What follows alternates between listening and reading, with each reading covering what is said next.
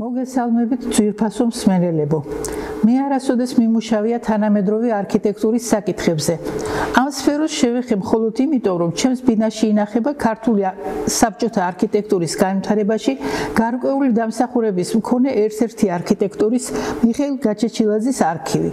გასულ წელს, როცა თქვენი ინსტიტუტის ექსპედიცია გორის სტალინის მუზეუმში იმყოფებოდა მისი ექსპონატების აღსაწერად, მუზეუმის დირექტორმა ლიანა ოქროპირიძემ სთხოვა ჩემს დას მარიამს მიეწოდებინა მასალა მიხეილ გაჩეჩილაძის გორში მუშაობის შესახებ.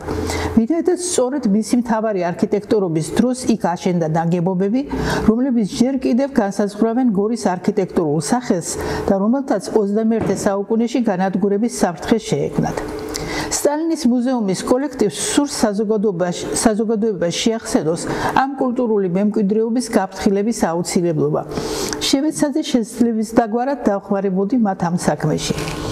სანამ გაჩეჩილაძის გორის მთავარ არქიტექტორად მუშაობის წლებში შექმნილ არქიტექტურას შევეხებით, ძალიან მოკლედ მიმოვიხილავთ, რა ვითარება უძღოდა წინ მის ამ თანამდებობაზე დანიშვნას.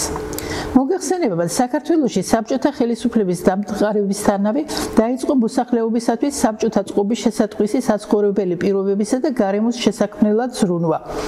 ქალაქების და სოფლების სარეკონსტრუქციო და სამშენებლო სამუშაოების გეგმაზომიერად წარსამართად 30-იან წლებში დაიწყო ქალაქების რეკონსტრუქცია განვითარების გენერალური გეგმების შემუშავება, რომელთა განხორციელების ხელმძღვანელობისათვის შეიქმნა მთავარი არქიტექტურის თანამდებობა. საბჭოთა კავშირის სახალხო კომისართა საბჭოს 1954 წლის 13 ოქტომბრის დადგენილებით განისაზღვრა ქალაქის მთავარი არქიტექტურის მოვალეობები. სოციალისტური აღშენებლობა აქტიურად მიმდინარეობდა საქართველოს ერთ-ერთ უძველეს ქალაქ გორშიც. ეს ქალაქი 1920 წლის 8-ბალიანი მიწისძვრის შედეგად მიწასთან იყო გასწორებული და ფაქტიურად ხელახლა იყო ასაშენებელი. გორის ხარისხიანი აღშენებლობისათვის საბჭოთა ხელისუფლებისა და ხალხის პასუხისმგებლობა ზრდიდა ის, რომ გორი იყო საბჭოთა სახელმწიფოს ერთ-ერთი ფუძემდებლის სტალინის სამშობლო. 1934-35 წლებში ლავრენტი ბერიამ წამოაყენა მისი სანიმუშო ქალაქად ქცევის იდეა. 1939 წელს დამტკიცებული იქნა გორის რეკონსტრუქციისა და განვითარების პირველი გენერალური გეგმა. ავტორები არქიტექტორები ლონგინოს სუმბაძე და ბეჟან ლორთქიფანიძე. აიგო კიდეც რამდენიმე საზოგადოებრივი დანიშნულების შენობა, მაგრამ მეორე მსოფლიო ომის დაწყების გამო ამ გეგმის შესრულება შეწყდა და განახლდა ომის შემდეგ. 1945 წელს ქალაქის მთავარ არქიტექტორად დაინიშნა იოსებ ზაალიშვილი. შესანიშნავი არქიტექტორი და პიროვნება. იგი იმ დროს 40 წლის იყო. ჰქონდა როგორც საარქიტექტორო, ისე საინჟინრო უმაღლესი განათლება და ქალაქ გეგმარების 15 წლიანი წარმატებული გამოცდილება. მისი მუშაობის დაწყებიდან მოკლე ხანში გამოვლინდა გაუთვალისწინებელი სირთულეები, რაც აფერხებდა არქიტექტურის მუშაობას. კერძოდ, გორის აღმშენებლობისადმი საკავშირო და რესპუბლიკის ხელისუფლების გაძლიერებული ყურადღება, მისი საბჭოთა კავშირისა და მსოფლიო ხალხთა მიზიდულობის ცენტრად ქცევის იდეა, რასაც ქალაქის მოსახლეობა და ხელმძღვანელთა ნაწილი სიხარულით შეხვდა, გორის მისვეულთა მეორე ნაწილისათვის მისაღები არ იყო. მათ ერჩივნად გორი პატარა მყუდრო ქალაქად დარჩენილიყო, სადაც თვით გორელები იქნებოდნენ სიტუაციის გამგებლები. განსაკუთრებით შფოთავდნენ კომუნალური განყოფილების ხელმძღვანელები, რომელთა მოვალეობების ნაწილი ქალაქის დაგეგმარება, სამოსახლო ნებართვების გაცემა, სამშენებლო ადგილების გამოყოფა და პროექტების მომზადება დამტკიცება ამიერიდან მთავარი არქიტექტურის სამმართველოს გამგებლობაში გადადიოდა. ამიტომ ისინი მტრულად შეხვდნენ თბილისიდან ჩამოსულ მთავარ არქიტექტორს. ყოველმხრივ ცდილობდნენ მისი მუშაობის შეფერხებას. როგორც ჩანს, იმ იმედით, რომ იქნებ ამასობაში ქვეყანაში კვლავ შეცვლილიყო სიტუაცია და გორის აღშენებლობის ზემოხსენებული იდეა მივიწყებულიყო. ბატონმა სოსომ, როცა დაინახა, რომ ეს ადამიანები მას ადგილობრივი კადრებით მუშაობის საშუალებას არ მისცემდნენ, დაიწყო კადრების თბილისიდან ჩამოყვანა და სამუშაოს მათი დახმარებით შესრულება. რამაც კიდევ უფრო გაამწვავა ურთიერთობა მასა და ქალაქის მესვეურებს შორის. საქმე ორივე მხრიდან ზედმდგომ ორგანოებში ჩივილისა და სახელმწიფო კომისიების მეშვეობით განხილვამდე მივიდა. ვინაიდან კომპეტენტურმა კომისიამ დაინახა, რომ ბუდაპეშტის ერთობლივი საქმიანობა ვეღარ მოხერხდებოდა. 1948 წლის ივლისში ზაალიშვილის საქმეს ჩამოაშორეს და გადაიყვანეს კურორტოლოგიის სამეცნიერო კვლევით ინსტიტუტში კურორტების დაგეგმარების სექტორის გაგეთ, სადაც მან წარმატებით განაგრძო შემოქმედებითი მუშაობა. მისი მოწინააღმდეგების მოქმედების სტილი კი არ შემდგომ შეცვლილა. გარკვეული შესვენების შემდეგ მათ ახალი არქიტექტურის მიმართაც განაგრძეს ძვინვარე ხელშეშლილი საქმიანობა. როგორც სტალინის პერიოდის საბჭოთა არქიტექტურის მკვლევარი იულია კოსენკოვა აღნიშნავს, მწვავე დაპირისპირებები წარმოქმნილა საბჭოთა კავშირის უკლებელი ყველა ქალაქში, გარდა მაგნიტოგორსკისა, სადაც მთავარი არქიტექტორი დაინიშნა. იმის გამო, რომ მთავარი არქიტექტორის სამმართველო, რომელიც ადრე კომუნალური განყოფილების შემადგენლობაში არსებობდა, ხელისუფლებამ ცალკე გამოყო ქალაქმშენებლობის უფრო ენერგიულად და ეფექტურად წარმართვის მიზნით, მაგრამ არ შექმნა ამ დაწესებულებათა ფუნქციების მკაფიოდ გამიჯნავი საკანონმდებლო ბაზა. უწყებათა შორის მწვავე დაპირისპირებების ვითარებაში არქიტექტურის სამსახურის ეფექტურად წარმართვის ბედი მხოლოდ მთავარი არქიტექტურის პირად თვისებებზე, მისი ხასიათის სიმტკიცეზე, საქმისადმი სახელმწიფოებრივ მიდგომაზე, პასუხისმგებლობის გრძნობასა და პროფესიონალიზმზე გახდა დამოკიდებული. ასეთი კადრები კი ომგამოვლილ სახელმწიფოში მცირე იყო.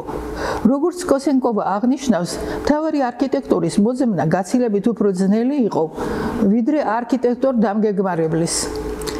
ვინაიდან 1939 წელს მიღებული გორის განვითარება რეკონსტრუქციის გენერალური გეგმა ვეღარ პასუხობდა ქალაქის ცხოვრების ახალ პერსპექტივებს, ახალი გენერალური გეგმის შედგენა დაავალეს კვლავ გორის პირველი გენერალური გეგმის ავტორებს, ლონგინოს სუმბაძეს და ბეჟან ლორთქიფანიძეს. მათთან ერთად გენერალური გეგმის შედგენაში ჩაერთო არქიტექტორი მიხეილ გაჩეჩილაძე, რომელიც ქალაქის მთავარ არქიტექტორად 1948 წლის აგვისტოში დანიშნა კომპარტიის ცეკამ. შემოხსენებული დაპირისპირების შედეგად წარმოქმნილი შეფერხების დასაძლევად ახალი მთავარი არქიტექტორი სკრუპულოზურად იქნა შერჩეული.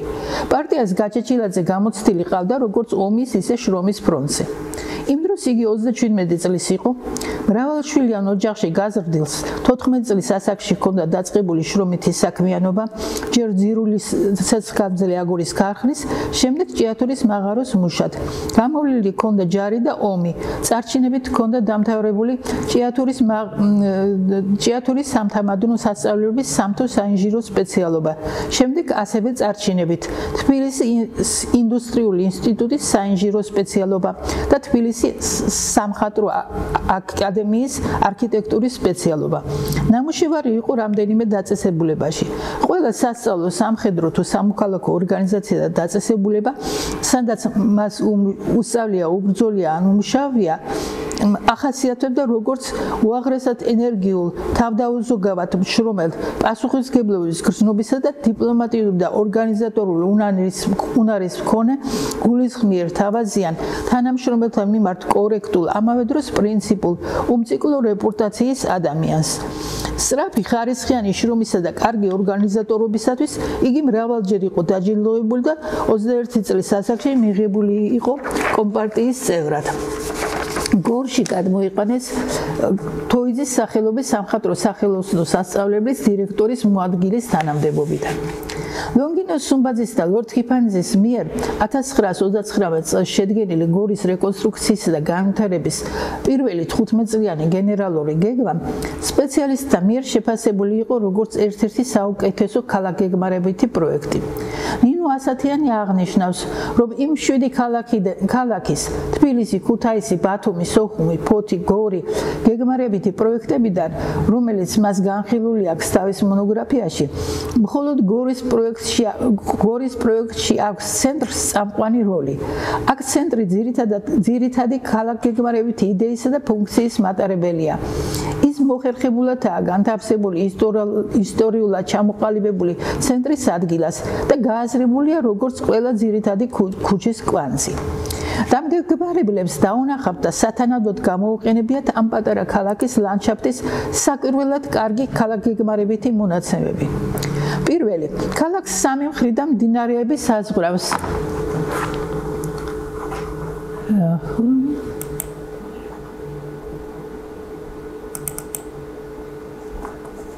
სამი მხრიდან მდინარეები საზღვრავს. სამხრეთიდან მტკვარი, დასავლეთიდან ლიახვი და ჩრდილოეთიდან მეჯუდა.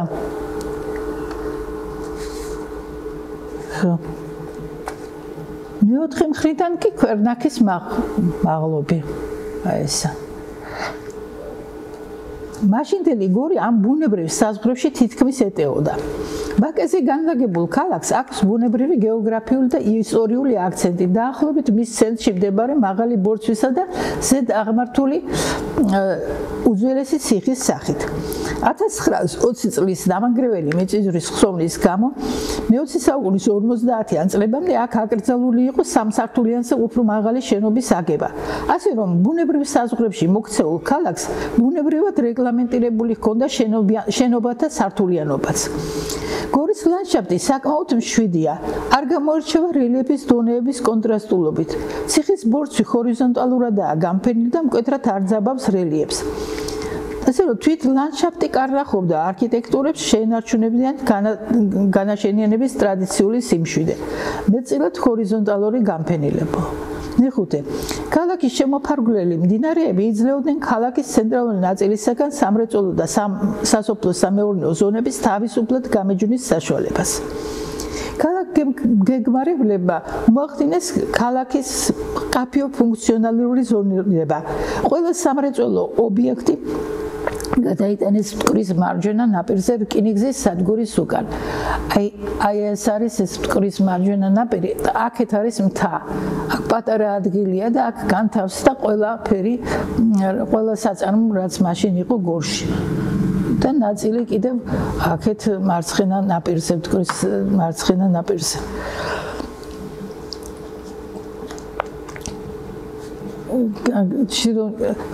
ქალაქის განვითარება განსაზღვრის ჩრდილოეთის მიმართულებით.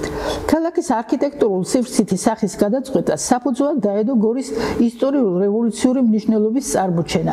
ასევე მისი დიდი ბელადის სამშობლოდ წარმოჩენა. მისი რევოლუციური წარსულის სადემონსტრაციო ორიენტირად შერჩეული იქნა გორის ციხე, ხოლო სტალინის სამშობლოდ წარმოსაჩენ ორიენტირად მისი ქოხი. ცენტრალურ ქუჩებად განისაზღვრა ამ ობიექტებამდე მიმავალი სტალინისა და ლენინის ქუჩები. აი ეს არის სტალინის ქუჩა. აი აქ არის სტალინის სახლი. და აი ეს არის ლენინის ქუჩა, რომელიც მიდის ციხემდე. აი ეს ორი განისაზღვრა ცენტრალურ ქუჩებად და აი ეს მესამე ქუჩა, რომელიც მათ აერთებს და მე მიდის ხიდამდე. აი ეს ორივე ქუჩა იწყება სადგურის მხარეს ხიდიდან გადმოდის აქამდე, ესეც მეორეც ხიდით მოდის აქამდე და მესამე ეს. ორი ქუჩის შემაერთებელი ილია ჭავჭავაძის ქუჩა იქნებოდა მესამე ცენტრალური ქუჩა. დამგეგმარებლებმა მკაფიოდ კი გამოავლინეს ქალაქის ცენტრი გორის ციხის, სტალინის ქოხის და სამი ცენტრალური ქუჩის სახით, თუმცა გორის ციხის რევოლუციური წარსულის სიმბოლოდ წარმოჩენა და ამის წარმოსაჩენად მიმართული ღონისძიებები გაუმართლებელი იყო. მაგალითად, ციხის ზედა პლატოზე უნდა აგებულიყო რევოლუციის მუზეუმი. იქვე უნდა დაედგათ სტალინის მონუმენტი. პლატოდან უნდა გადმოშვებულიყო შადრევნების კასკადი, მის კიდეებზე განლაგებულიყო რევოლუციონერთა ქანდაკებები. ლენინის ქუჩა უნდა გასწორებულიყო და ციხესთან ახლოს დამთავრებულიყო ხეივნით, რომლის ბოლოში უნდა მოწყობილიყო პროფილები, ტრიბუნა. ციხეზე უნდა აყვანილიყო კეთილმოწყობილი ბილიკები და პანდუსები, გადმოსახედი მოედნებითა და ბელვედერებით. ციხის ჩრდილოეთ კალთაზე უნდა აიყვანათ ექსკალატორები, აღმოსავლეთ კალთაზე უნდა მოეწყოთ ამფითეატრი, ბაღი რევოლუციონერთა ქანდაკებებით, შადრევნებით და სხვა. ასე რომ ქალაქის რევოლუციური წარსულის წარმოშად საერთოდ ნიველირებული იყო თვით ციხე და მისი წარსული. სტალინის სახლის როგორც ბელადის სამშობლოს სიმბოლოს მნიშვნელობის ხაზგასაცმელად სადგურის მოედნიდან ახალი ხიდის გადმოვლით მისკენ უნდა მიმართულიყო ქალაქის ცენტრალური სტალინის სახელობის გამზირი, რომლის ცენტრშიც იქნებოდა ბულვარი ამირკავკასიის ბოლშევიკთა ქანდაკებებით. სტალინის გამზირისა და ილია ჭავჭავაძის ქუჩის ქუჩების გადაკვეთასთან იქნებოდა ცენტრალური მოედანი, აი აქ ცენტრალური მოედანი, რომელზეც განთავსდებოდა ლენინის მონუმენტი. 1959-50-იან წელს შესრულებული ახალ მეორე გეგმაში მოხდა პირველი გეგმის შევსება და დახვეწა. კერძოდ, პირველი გეგმის შედგენის დროს ქალაქში არსებული მცირე სამრეწველო საწარმოები ეტეოდა მტკვრის მარჯვენა ნაპირზე, სადგურის უკან. ახლა კი საჭირო გახდა ბამბეული ქსოვილების დიდი კომბინატის, მისი მუშა-მოსამსახურეების სახლებისა და საყოფაცხოვრება და კულტურული მომსახურების ობიექტების აგება. ამ სამრეწველო უბნის განთავსება დაიგეგმა ლიახვის მარჯვენა ნაპირზე. აქეთ. ახლა შემდეგი ჩავრთო. აი, აღარ გადადის.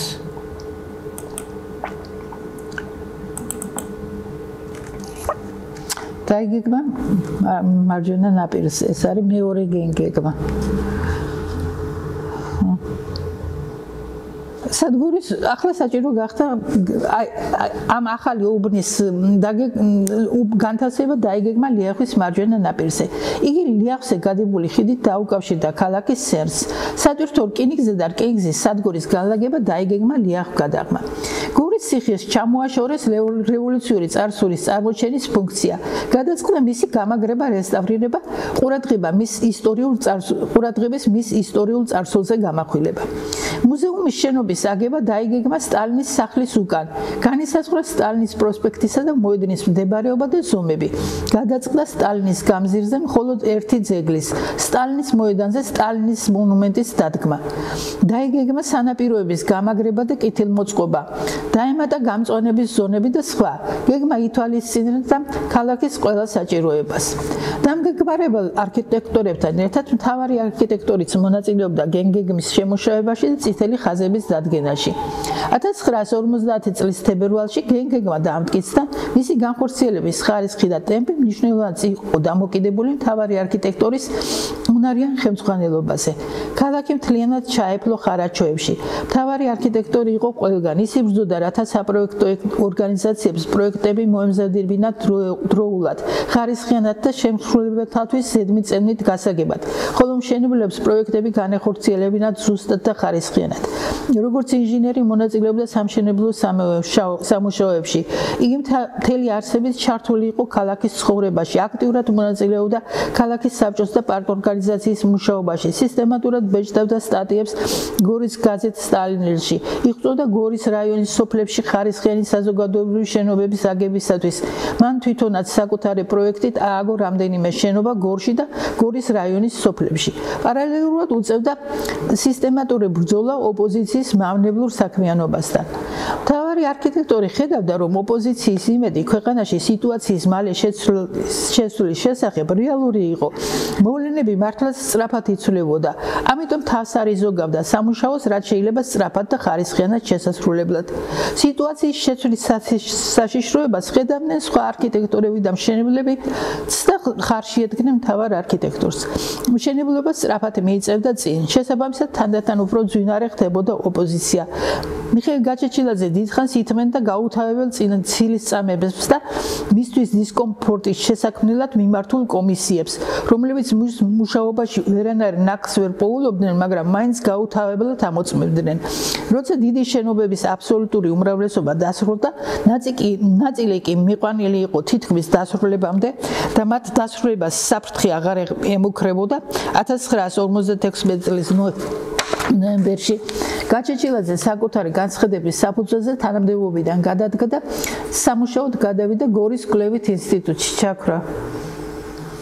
გორის მთავარი არქიტექტურის სხვა არქიტექტორთა, ინჟინერთა და მშენებელ ხელოსანთა მთელი კოლექტივის თავდაუზოგავი ძალისხმევის შედეგად გორის განვითარება რეკონსტრუქციის 15 წლიანი გეგმა წარმატებით დასრულდა, ფაქტიურად 6 წელიწადში. გაშენდა ბამბეულის ქსოვილების კომბინატი, ახალი ქუჩები და მოედნები, სტალინის მუზეუმი, სასტუმრო ინსტიტუტი, ლენინის ძეგლი, სტალინის მონუმენტი, ადმინისტრაციული სახლი, სავაჭრო ცენტრი, კავშირგაბმულობის სახლი, ახალი ხიდი მტკვარზე, მრავალი საცხოვრებელი სახლი და საწარმო, რომელთა მშენებლობაში გაჩეჩილაძე უშუალოდ მონაწილეობდა. პოლიტიკურმა ცვლილებებმაც არ დაახანა. 1953 წელს სტალინის გარდაცვალების და სსრ კავშირის კომპარტიის ცკ-ს პირველ მდივნად ხრუშჩოვის არჩევის შემდეგ საბჭოთა არქიტექტურაში სიტუაცია მკვეთრად შეიცვალა. ცკ-ს და მინისტრთა საბჭოს 1955 წლის 4 ნოემბრის დადგენილებით სტალინური სტილის არქიტექტურა დაგმობილი იქნა. მიჩნეული იქნა დანაშაულებრივ ფუფუნებად. 1956 წლის 25 თებერვალს პარტიის მეოცე ყრილობაზე ხრუშჩოვმა დააგმო სტალინის კულტი. საბჭოთა არქიტექტურამ მკვეთრად იცვალა კურსი. სტალინის დროს დასახული გეგმების განხორციელების შეწყვეტით ასობით არქიტექტორს წყალში ჩაეყარა უზარმაზარი შრომა. ცხადია, გორის არქიტექტურა მხოლოდ არქიტექტორების ნებასურვილით არ დაგეგმარებულა. გორი იმის გამო, რომ ის სტალინის სამშობლოა, სხვა ქალაქებზე მეტად იყო დამოკიდებული სსრ კავშირის მთავარი არქიტექტურული სამმართველო და მომდინარე დირექტივებზე. სსრ ისტორიის მთელი სტალინური პერიოდის განმავლობაში თან არსებობდა ორი არქიტექტურული ქალაქმშენებლობითი ტენდენცია. ანსამბლური აზროვნების და ქალაქების ცენტრალური მოედნებისა და მაგისტრალების მონუმენტური გაშენების, რომლებიც მოწოდებული იყვნენ აესახათ საბჭოთა ეპოქის მიღწევათა სიდიადე. 50-იანი წლების დასაწყისში ანსამბლი გადაიქცა სრულყოფილების სიმბოლოდ, რომელიც შრდილავდა ქალაქის განვითარების ყველა დანარჩენ ასპექტს. ქალაქის ფუნქციონალური გეგმარებითი კარკასი მოიცავდა განსაზღვრულ აუცილებელ კომპონენტებს, რომელთაგან თითოეულს ჰქონდა თავისი მეორე სიმბოლური მნიშვნელობა. ცენტრალური მოედანი საბჭოების სახლით ასახიერებდა სოციალიზმის იდეის გამარჯვებას. სადგურის მოედანი აფიქსირებდა ქალაქის მხატვრული სტრუქტურის აღქმის საწყისს. ამ ორი მოედნის შემაკავშირებელი მთელი მაგისტრალი სიღრმითი პერსპექტივებით წარმოუჩენს მაყურებელს იდეალური ქალაქის ცხოვრებას. სანაპირო ქალაქის ბუნების გარემოში გახსნილობის დემონსტრირებას ახდენს და ამავდროულად ახდენს მისი ფასადის ფორმირებას. მემორიალური ნაგებობა გამარჯვების პატივისცემის, ხოლო მემორიალური პარკი აღორძინებადი სიცოცხლის სიმბოლოა. არქიტექტურული ძეგლები ქალაქის ღრმა კულტურულ ტრადიციებთან ზიარების ნიშანია. ასე რომ, ქალაქის გეგმარება იმდენად ფუნქციონალური მიზანშეწონილობის მოთხოვნიდან არ მომდინარეობდა, რამდენადაც თავის თავში ატარებდა იდეურ აზროვნებრივ დატვირთვას. ამავე დროს ქალაქის ის სტრუქტურული კომპონენტები, რომლებიც არ ემსახურებოდა იდეურ მხატვრული ჩანაფიქრის მთლიანობას, ექვემდებარებოდა ქალაქ გატანას, მაგალითად მრეწველობა, არ რჩებოდა სათანადო დაუმუშავებელი საცხოვრებელი რაიონები. იდეურ მხატვრული მნიშვნელობების ხისტი დაფიქსირება ქალაქის სტრუქტურის განსაზღვრულ კომპონენტებთან მხატვრულ სახეზე მუშაობას აძლევდა მზან ნიმუშების კომბინირებად. ზღუდავდა ახლის ძიების გამოვლენის შესაძლებლობას, მაგრამ არქიტექტორები მეტნაკლებად მაინც ახერხებდნენ საკუთარი ინდივიდუალობის გამოვლენას, რაც დამატებით კვლევას მოითხოვს. საქართველოშიც და სსრ-შიც სტალინის პერიოდის არქიტექტურა საკმაოდ შესწავლილია და მისთვის დამახასიათებელი ზოგადი ნიშნებიც გარკვეულია. გარკვეულწილად შესწავლილია გორის არქიტექტურაც, მაგრამ გორის არქიტექტურის უფრო ფართო განზოგადებულ ჭრილში დანახვის საშუალება მომცა 2007 წელს მოსკოვში ჩატარებული სპეციალურად სტალინის პერიოდის არქიტექტურისადმი მიძღვნილი დიდი სამეცნიერო კონფერენციის მასალების გაცნობა. მაგალითად, სტალინური პერიოდის საბჭოთა არქიტექტურის ავტორიტეტული მკვლევარი კოსენკოვა აღნიშნავს, რომ საბჭოთა კავშირში სტალინურ ეპოქაში დასახული ქალაქ გეგმარების ვერცერთი გენერალური გეგმა ვერ შესრულდა, გარდა მაგნიტოგორსკისა. მათი შესრულება ვერ მოესწრო, ვინაიდან თითქმის ყველა გეგმა 15 წლიანი იყო და უზარმაზარ ძვირადღირებულ მშენებლობებს ისახავდა მიზნად. გეგმების განხორციელების შეფერხებას ჰქონდა მრავალი ობიექტური მიზეზი, მაგრამ გადამწყვეტი გახდა ის, რომ მათი აღსრულების მიმდინარეობას პირველ მეცამედშივე მოუსწრო ხრუშჩოვის რეფორმამ. კოსენკოვას ქართული არქიტექტურა არ განუხილავს, ჩვენი ქვეყანა უკვე გასული იყო საბჭოთა სივრციდან. გამოდის, რომ გორი მთელი საბჭოთა კავშირის მასშტაბით ორიდან ერთ-ერთი ქალაქია, სადაც რეკონსტრუქცია განვითარების სტალინური გეგმა განხორციელდა. თანაც განხორციელდა სწორედ ზემოხსენებული იდეალური ანსამბლის კარგის შესატყვისად. როგორც ზემოთ აღნიშნეთ, გორის არქიტექტურის საქართველოს მასშტაბით გამორჩეულობაზე 1999 წელს გამოცემულ თავის წიგნში ყურადღება გაამახვილა ნინო ასათიანმაც. ესე იგი, გორის არქიტექტურა სტალინური ეპოქის იდეალური არქიტექტურული ანსამბლის საილუსტრაციო ნიმუშად გამოდგებოდა, რაც ზრდიდა მის ისტორიულ ღირებულებას. ამ ანსამბლის იდეური და კომპოზიციური ცენტრი და სული იყო სტალინის მონუმენტი, რომლის აღება ჩვენი აზრით გაუმართლებელი იყო. სტალინი ავი იყო თუ კარგი, იყო საკაცობრიო მასშტაბის ფიგურა, რომელმაც მნიშვნელოვანი კვალი დაატყო მსოფლიო ისტორიას. ქართველებმა სურს რომ წავშალოთ ის ჩვენი მეხსიერებიდან, მსოფლიო ხალხთა ისტორიიდან და მეხსიერებიდან ვერ წავშლით და რადგან ასეა სჯობდა მისი ხსოვნა ჩვენი ქვეყნის სასიკეთოდ, ქვეყნის ცნობადობის გასაზრდელად გამოგვეყენებინა. ამ ძეგლის დანახვა გაახსენებდა ადამიანებს, რომ აუცილებელია საბჭოთა წარსულის საფუძვლიანი შესწავლა გადააზრება, რის გარეშეც კაცობრიობა წინ ვერ წავა. ძეგლის აღებამ ძირი გამოუთხარა საბჭოთა კავშირის მასშტაბით 2-დან 1-ით განხორციელებულ არქიტექტურულ ანსამბლს, რომელიც მნიშვნელოვანი ნაწილი იყო საქართველოს არქიტექტურის ისტორიის. ამ ანსამბლის განხორციელება განაპირობა მრავალი გარემოების თავმოყრა. 1. გორი პატარა ქალაქია. 2. საოცარია, რომ მისი ლანდშაფტი საქართველოს ყველა სხვა ქალაქის ლანდშაფტზე უკეთ ექვემდებარება სტალინის ეპოქაში იდეალად მიჩნეული ანსამბლის შეუხსენებულ მოთხოვნებს. 3.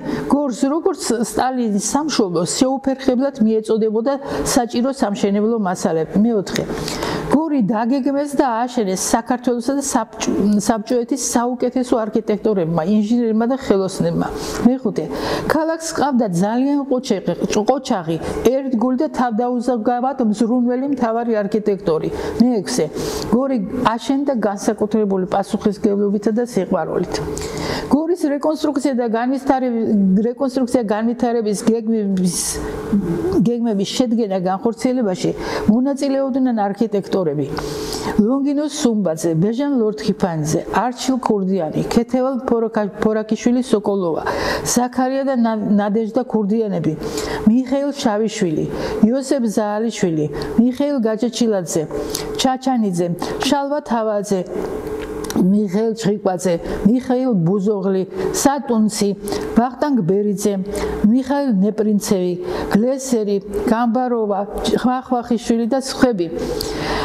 აქ დადგმული ძეგლების ავტორები იყვნენ მაშინდელი წამყვანი მოქანდაკეები: შოთა მიქატაძე, ელენე მაჩაბელი, სილოვან კაკაბაძე, კონსტანტინე მერაბიშვილი, რუსი მოქანდაკე დიმიტრი შვარცი, უკრაინელი მოქანდაკეები ბელოსტოცკი, პიბოვაროვი, ფრიდმანი და სხვა. ამდენი გამოჩენილი არქიტექტურის და მოქანდაკის ნამუშევრის ერთად თავმოყრა გორში ქმნიდა ღია ცისქვეშა მუზეუმს. გორი ამ ხრივაც იყო საყურადღებო. მრავალი ნამუშევარი გამოაკლდა ამ სივრცეს, იქნებ რაც დარჩა ის მაინც დავიცვათ. საქართველოში არსებული სტალინური ამპირის ნაგებობების ფონზე გორის სტალინური პერიოდის ნეოკლასიცისტური ანსამბლის ზომიერების, თავშეკავებულობის და სისადავით გამოირჩევა. შენობები პროპორციებით, რიტმით, მასალით, სოლიდურობის და მონუმენტურობის შთაბეჭდილებას ტოვებენ, მაგრამ პომპეზური არ ერქმით, მათი სიმაღლე სამსართულს არ აღემატება, მათ ზომიერი შემკულობა და ზომიერი ზეიმურობა ახასიათებთ. საერთოდ სტალინური ამპირის სტილის არქიტექტურა რეტრო სტილების ელემენტების გამოყენების გამო გარკვეული მუზეუმურობის შთაბეჭდილებას ტოვებს, მაგრამ პომპეზური არ ეთქმით. მათი სიმაღლე სამსართულს არ აღემატება, მათ ზომიერი შემკულობა და ზომიერი ზეიმურობა ახასიათებთ. საერთოდ სტალინური ამპირის სტილის არქიტექტურა რეტრო სტილების ელემენტების გამოყენების გამო გარკვეული მუზეუმურობის შთაბეჭდილებას ტოვებს, მაგრამ ნათელი კომპოზიციის და ფორმების გასაგებობის წყალობით გაუცხოებული არ არის თანამედროვე ადამიანის მიმართ და ვერც მომდევნო ეპოქათა ადამიანებისათვის იქნება უცხო. ის გაცილებით უფრო თბილი და ადამიანური ჩანს, ვიდრე თანამედროვე რკინაბეტონისა და მინის არქიტექტურა. გორის იმდროინდელი შენობები და სკულპტურული ძეგლები ჩვენი სასახელო არქიტექტორების და მოქანდაკეების ნამუშევრებია. ჩვენი კულტურის და ისტორიის ნაწილია და სტალინისა და რუსეთის მიმართ აგრესია მათზე არ უნდა ტყდებოდეს. წარმოგიდგენთ რამდენიმე ფოტოს, რომელიც ასახავს ამ არქიტექტურის მიმართ ახლანდელ მოქალაქეთა დამოკიდებულებას. გორში ახალებ მოქალაქეთა დამოკიდებულებას. გორში სტალინის მოედნის სამხრეთ აღმოსავლეთ კუთხეში დგას არქიტექტორ ჩაჩანიძის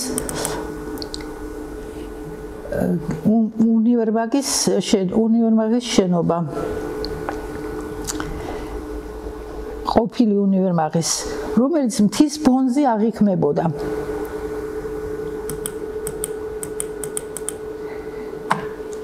და მისი აგებიდან 65 წლის განმავლობაში არავის მოსვლია, აზრით მისი სილუეტის დარღვევა. ამ 2 წლის წინ მის უკან აიღო მრავალსართულიანი მინის შენობა. ой, აცის. აი.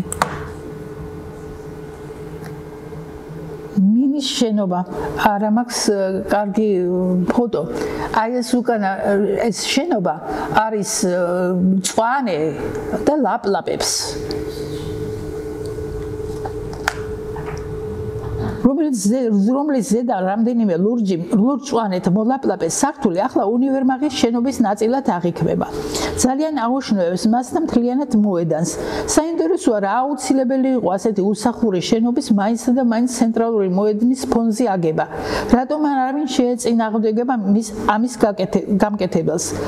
უნივერმაღის აგების დროიდან მის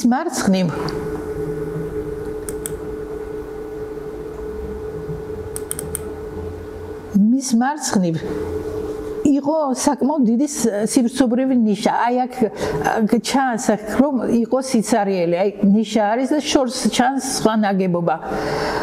ეს თავისუფალი სივრცე სჭირდებოდა და ამ ნაგებობის სათანადოდ აქმას. თითქოს თავისუფალი სუნთქვის საშუალებას აძლევდა მოედანს და ამიტომ ის ბოლო წლებამდე არავის აუთვისებია. თანამედროვე ზედმეტად ყოჩაღმა ბიზნესმენმა კი ინტერნეტის შესთავაზ და მომხმარებლებს მაინცსა და მაინც სტალინის მოედანზე ელიტური საცხოვრებელი სახლის აგება. მოიძია მაინცსა და მაინც სტალინის მოედანზე დასახლების მსურველები და 22 წელს ააგო კიდეც უნივერმაღის შენობის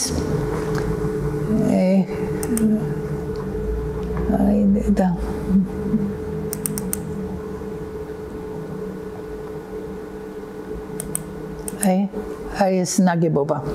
ააგო კიდეც თანამედროვე საცხოვრებელი სახლი, რომელიც საცუდავად არის მიკუნჭხული მოედნის კუთხეში. არც მასშტაბით, არც სტილით და განწყობილებით არ შეესატყვისება სტალინის მოედნის შენობებს, აკნინებს მოედნის იერს და ამ სივრცეში თვითონაც უბადრუკად გამოიყურება. უნივერმაღსა და ადმინისტრაციულ სახლს შორის ამილახრის ქუჩაზე აუგიათ 7 სართულიანი აი ამ შენობაზე საუბრობ ახლა. 3 სართულიანი სამკუთხა თეთრ ლურჯად შეღებილი ლურჯ-მწვანეთ მოლაპლაპე ფანჯრებიანი შენობა, რომელიც ამ ქუჩის თითქმის ცენტრშია განთავსებული. ვიწრო მხარე მოედნისკენ აქვს მოქცეული და თითქოს სოლივით აპოვს მოედანს. დიაგონალი, რომელსაც ქმნის მისი მარჯვენა ფერდი, არღვევს მოედნის შენობების ვერტიკალური და ჰორიზონტალური ფორმების მშვიდ რიტმს. მე არ ვიცი რა ედგა გაადრე ამ შენობის ადგილას, მაგრამ ვინაიდან ამილახრის ქუჩა საკმაოდ ფართოა, ეს შენობა, რომელიც არც ზომით, არც ფერით, არც სტილით არ ესადაგება მოედნის შენობებს, მოედნიდან მკაფიოდ ჩანს და შეიძლებოდა მისი რამენერად ხანმორინება მოედნის არქიტექტურასთან.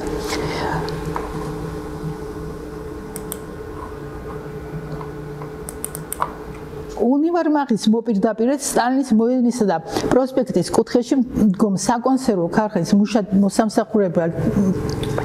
მოსამსახურეთა საცხოვრებელ სახლის აივნებს ჰქონდა რკინის მარტივ მოაჯირებიანი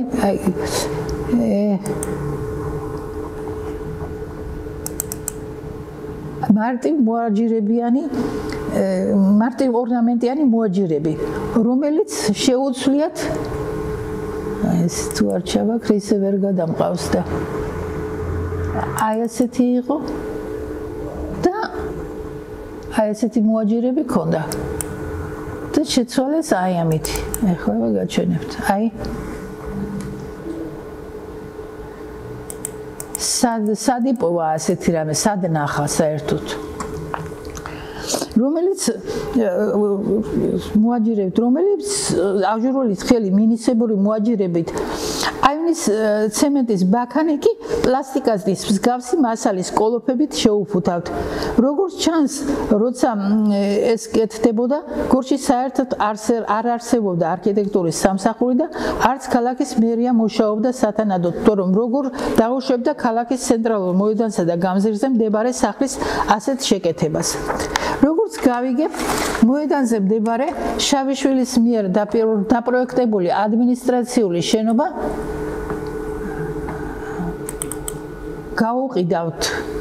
გაუყიდიათ. კარგი იქნება თუ ახალი მფლობელი მას ასე უცნაურად არ შეაკეთებს. ამგვარი ორიგინალური შეკეთების ნიმუში არის აი ეს იყო კინოთეატრი კომკავშირელი არქიტექტორ ბუზოღლის აი ეს იყო უკვე რო გავერანდა მას შემდეგ ეს ჯერ კიდევ მთლად არ იყო გაფუჭებული და ახლა ეს არის აი ასეთი უკანა 2/3 ფართობზე ჩააშენეს ეს მინის შენობა